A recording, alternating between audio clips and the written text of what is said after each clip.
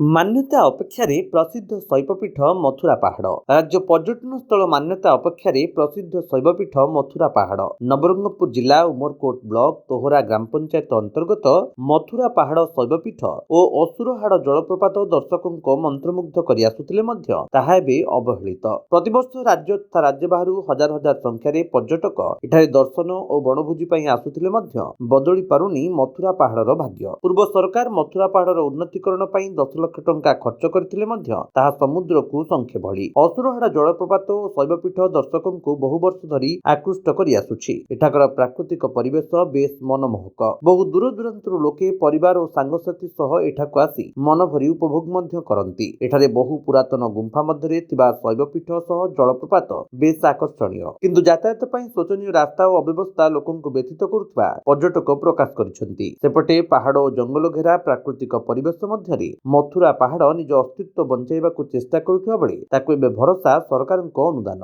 ମଥୁରା ପାହାଡ଼ର ରକ୍ଷଣାବେକ୍ଷଣ ଓ ତଦାରଖ ପାଇଁ ଗଠନ ହୋଇଥିବା କମିଟି ଦିନ ରାତି ଚେଷ୍ଟା ଚଳାଇ ପର୍ଯ୍ୟଟକଙ୍କୁ ସମସ୍ତ ପ୍ରକାର ବ୍ୟବସ୍ଥା ଯୋଗାଇବାକୁ ବ୍ୟାକୁଳ ହେଉଥିଲେ ମଧ୍ୟ ଅର୍ଥର ଅଭାବ ରହିଛି। ଦେଖିବାକୁ ବାକି ରହିଲା ଖବର ପ୍ରସାରଣ ପରେ ସରକାରଙ୍କ ପଦକ୍ଷେପ କ'ଣ ରହୁଛି। बाबा बेसी वर्ष ହେଇଗଲାଣି ଯେ ମଝିରେ କେତେ ଦିନ ଛାଡ଼ି ଦେଲେ 20-25 ବର୍ଷ ହେଉଛି। ଏବେ আর 3-4 ବର୍ଷ ହେଲେ ଚାଲୁ କରିଛୁ। আর ଜାଗା ମଥୁରା ଆଜ୍ଞା ମଥୁରା ପାହାଡ଼ ଏଟା ସେ ଡେରି ନଥିଲେ ମଥୁରା ପାହାଡ଼ କେମିତି ଜାଣିଲ ଯେ ଭିତରେ ମାନେ ଏମିତି ବାବା ମାନେ ତପସ୍ୟା କରି ଏମିତି ଇଏ କରି ଆସି କରି ତପସ୍ୟା କରି ହେଲା। ନାଇଁ ଆଜ୍ଞା ଭଲ ଲାଗେନି, ଆନନ୍ଦ ଲାଗବ, ଥଣ୍ଡା ଲାଗବ ନାହିଁ, କିଛି ନାହିଁ। ଆଚ୍ଛା ସମାନ ଖରା ବେଲେ ତପର ବେଲେ ବୈଶାଖ ମାସେ ଆସିଲେ ଥଣ୍ଡା ଲାଗବ, আর ଆଜିକାଲି ବି ଥଣ୍ଡା ଲାଗବନି।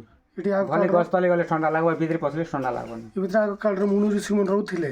ହଁ ଥିଲେ ଆଜ୍ଞା, ଏବେ ତ ପଳେଇଲେ ହେବା ଟିକେଟ୍ ମାଟି ଆମେ ଗାଁ ବାଲା ଲୋକ ଏଟା କରିଛନ୍ତି।